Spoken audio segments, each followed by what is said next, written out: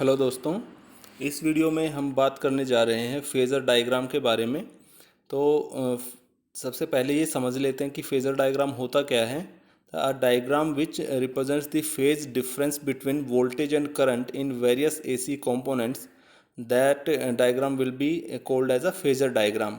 और यहाँ पे अगर फेज़र की बात करें बच्चों, तो फेज़र जो होता है that is phase plus vector, यानी एक ऐसा वेक्टर आपका, अगर फेजर जो वर्ड है इसको हम डिफ्रेंशिएट करें तो ये दो वर्ड से मिलकर बना है फेज प्लस वेक्टर। यहाँ पे ये लिखा भी हुआ है बच्चों, फेज प्लस वेक्टर, इसी को हम फेजर बोलते हैं। तो वेक्टर आपने जैसे पढ़ा है 11th क्लास में, वेक्टर आपके पास एक ऐसी क्वांटिटी होती है जो आपको डायरेक्शन प्रोवाइड करती है, मैग्नीट्यूड प्लस डायरेक्शन आपकी। और यहाँ पे हम फेजर की हेल्प से, तो इस वेक्टर की हेल्प से हम आपका जो करंट और वोल्टेज है, जो भी एसी कंपोनेंट हमने अभी डिस्कस किए हैं, जैसे लास्ट वीडियो की अगर हम बात करें तो लास्ट वीडियो में हमने डिस्कस किया था फेज डिफरेंस के बारे में। तो जैसे रजिस्टर है आपका, तो रजिस्टर में फेज डिफरेंस नहीं होता है बच्चों। रजिस्टर में आपके पास जो वोल्टेज है ई, वो E is equal to E note sine omega T होता है। और जो करंट है आपका वो भी निकल के आता है हमारे पास I is equal to I note sine omega T. तो यहाँ पे मैंने आपको बताया था कि साइन जो आपका ट्रिग्नोमेट्रिक फंक्शन है, इसके पीछे ओमेगा टी यानी ये थीटा के इक्वल है, और यहाँ पे भी ओमेगा टी है, तो दोनों का एंगल आपका थीटा आ रहा है। तो इस वजह से यहाँ पे कोई भी फेज डिफरेंस इन दोनों में नहीं था, ये लास्ट वीडियो में हम पढ़ चुके हैं।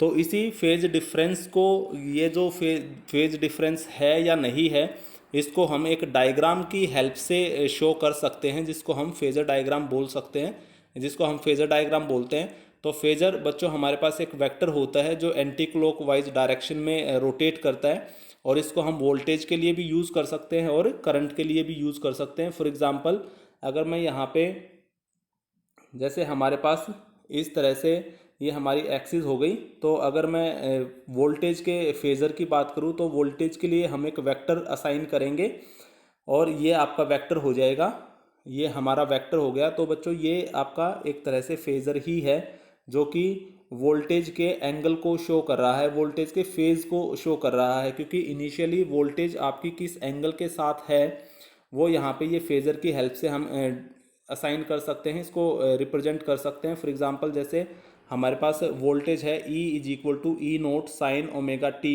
या साइन थीटा। तो थीटा यहाँ पे बच्चों ये एंगल हो जाएगा, theta is equal to omega T.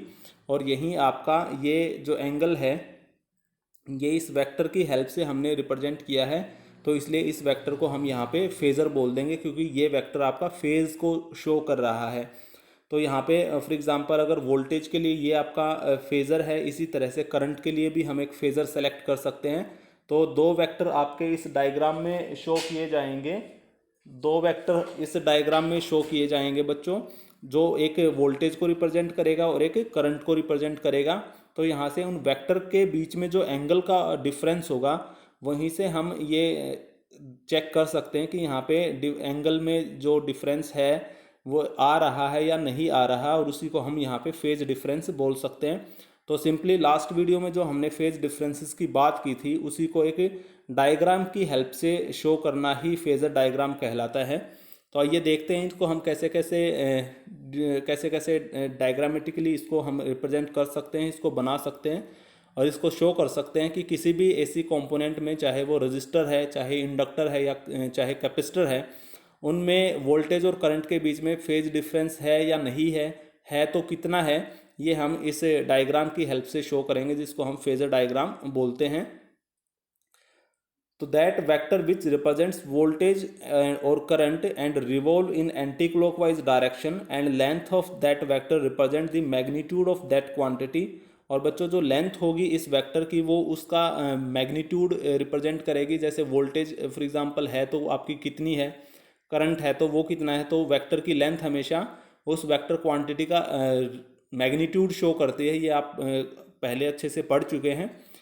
तो यहीं यहाँ पे जो वेक्टर होगा, जो फेजर होगा आपका, उसकी लेंथ यहाँ पे इसका मैग्नीट्यूड रिप्रेजेंट करेगी, magnitude of that quantity, and peak of that vector will be maximum value. और जो इसकी पीक होगी बच्चों, वो मैक्सिमम वैल्यू हो जाएगी। जैसे यहाँ पे आगे ये डायग्राम की हेल्प से हमने शो कर रखा है। तो सबसे पहले बात करते हैं रजिस्टर की या रेजिस्टेंस की। तो फेजर डायग्राम फॉर रेजिस्टेंस या रजिस्टर हम देख लेते हैं बच्चों कैसे हम इसको बनाएंगे। तो जैसे कि आपको पता है इन केस ऑफ रजिस्टर या रेजिस्टेंस जो हमारे पास एसी वोल्टेज होती है स्टार्टिंग में वो होगी E is equal to E note sine omega T, और जो करंट आता है हमारे पास वो है I is equal to I note sine omega T. तो यहाँ पे बच्चों ये हम डायग्राम की हेल्प से इसको शो करेंगे। तो जैसे मैंने यहाँ पे वोल्टेज ली तो वोल्टेज का वेक्टर मैंने ये ले लिया, और मैक्सिमम जो इसकी पीक है बच्चों वेक्टर की, यहाँ पे ये वोल्टेज की मैक्सिमम वैल्यू हो जाएगी दैट इज़ ई नोट। और यहाँ पे क्योंकि एंगल थीटा है या ओमेगा टी है तो ये आपका एंगल हो गया। उसके बाद बात करते हैं हम करंट की। तो करंट के लिए भी एंगल आपका ओमेगा टी ही है, तो इसलिए जो करंट का वेक्टर होगा वो भी इसी के ऊपर आ जाएगा। बट क्योंकि करंट का जो मैग्नीट्यूड है बच्चों वो वोल्टेज से कम होगा, इसलिए करंट का जो वेक्टर होगा वो छोटा होगा, उसकी लेंथ कम होगी वोल्टेज के वेक्टर से, तो वो इसी के ऊपर आएगा और उसको हम इस तरह से शो कर सकते हैं। हालांकि दोनों का एंगल आपका सेम है। तो इस डायग्राम को चेक करके बड़े आराम से हम ये बता सकते हैं कि वोल्टेज और करंट में फेज डिफरेंस है या नहीं है, क्योंकि बच्चों दोनों के वेक्टर जो हैं वो पैरेलल हैं, एक दूसरे के ऊपर लाई कर रहे हैं। तो यहाँ से बड़े आराम से समझा जा सकता है, बड़े आसानी से समझा जा सकता है कि यहाँ पे कोई भी फेज डिफरेंस इन दोनों में नहीं है। और इसी डायग्राम को हम बोल देंगे बच्चों इसका फेजर डायग्राम। और इसको वेव फॉर्म में भी हम कंस्ट्रक्ट करके बता सकते हैं। जैसे फॉर एग्जांपल ये है आपके पास दूसरा डायग्राम, इसके साथ में ये आपके पास जो एसी वेव है, एसी फंक्शन है आपका, ये वोल्टेज के लिए है अगर हमारा, तो करंट के लिए भी बच्चों बिल्कुल इसी तरह से ये चलेगा वोल्टेज के साथ साथ, ताकि ये शो कर सके कि यहाँ पे इन दोनों में कोई भी फेज डिफरेंस नहीं है।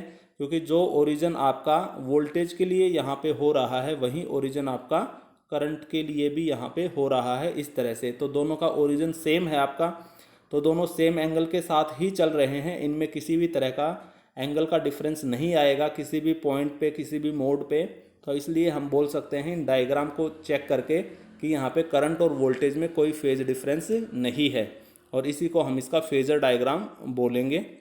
नेक्स्ट है फेजर डायग्राम फॉर इंडक्टेंस या इंडक्टर। तो बच्चों हमने लास्ट वीडियो में ये चेक किया था कि जो इंडक्टर है उसमें जो वोल्टेज हम अप्लाई करते हैं वो है हमारी E is equal to E note sine omega T, और जो करंट आपका निकल के आया था वो आया था I is equal to I note sine omega T minus pi by two. और मैंने वहाँ पे बताया था आपको कि जो करंट है वो वोल्टेज से पाई बाई टू के फेज डिफरेंस से पीछे चल रहा है। तो अगर हम इसको डायग्राम की हेल्प से शो करें तो बच्चों इस तरह से हम इसको शो कर सकते हैं। ये हमारी एक्सिस हो जाएगी, ये जो वेक्टर है ये आपका वोल्टेज के लिए होगा, जो एक्सिस है उससे इसका जो एंगल है वो ओमेगा टी हो गया। तो बच्चों यहाँ पे अगर करंट को हमें रिप्रेजेंट करना है तो करंट का जो वेक्टर होगा एक तो उसकी लेंथ कम होगी वोल्टेज के वेक्टर से, दूसरा यहाँ पे जो एंगल है वो पाई बाई टू कम है, पाई बाई टू का फेज डिफरेंस है और करंट पीछे चल रहा है पाई बाई टू के फेज डिफरेंस से। तो बच्चों हम यहाँ पे क्या करेंगे, हम जो ये आपकी वोल्टेज का वेक्टर है इसके ऊपर 90 डिग्री का एंगल ड्रॉ करेंगे इस तरह से, और ये पीछे है करंट तो ये लाइन आपकी पीछे आ जाएगी इस तरह से, ये वेक्टर पीछे आ जाएगा, आई नोट मैक्सिमम वैल्यू होगी। तो ये डायग्राम बिल्कुल साफ साफ ये शो कर रहा है कि ये जो वेक्टर है वो तो वोल्टेज के लिए है, ये वेक्टर आपका करंट के लिए है, और दोनों में जो एंगल का डिफरेंस आ रहा है वो पाई बाई टू है बच्चों। तो साफ साफ पता लग रहा है कि वोल्टेज और करंट में पाई बाई टू का फेज डिफरेंस है, और करंट पाई बाई टू के फेज डिफरेंस से पीछे चल रहा है। अगर इसको वेव फॉर्म में हम रिप्रेजेंट करें तो बच्चों जैसे हमने वोल्टेज को लिया, तो वोल्टेज को हम अगर ओरिजिन से स्टार्ट करते हैं जीरो से, तो ये आपकी जो वेव है कर्व है ये वोल्टेज के लिए हो जाएगी, और पाई बाई टू का फेज डिफरेंस है तो करंट को हम यहाँ से पाई बाई टू से यानी 90 डिग्री के एंगल से पीछे से स्टार्ट करेंगे। इसी वाई एक्सिस के ऊपर जो 90 डिग्री का एंगल बनेगा बच्चों वो कोई भी पॉइंट आपका हो सकता है इस तरह से, और ये आपकी जो वेव होगी वो करंट को रिप्रेजेंट करेगी। और इस तरह से ये साफ साफ पता यहाँ पे लग रहा है, ये जो वेव है वो आपकी वोल्टेज के लिए है, ये आपकी करंट के लिए है।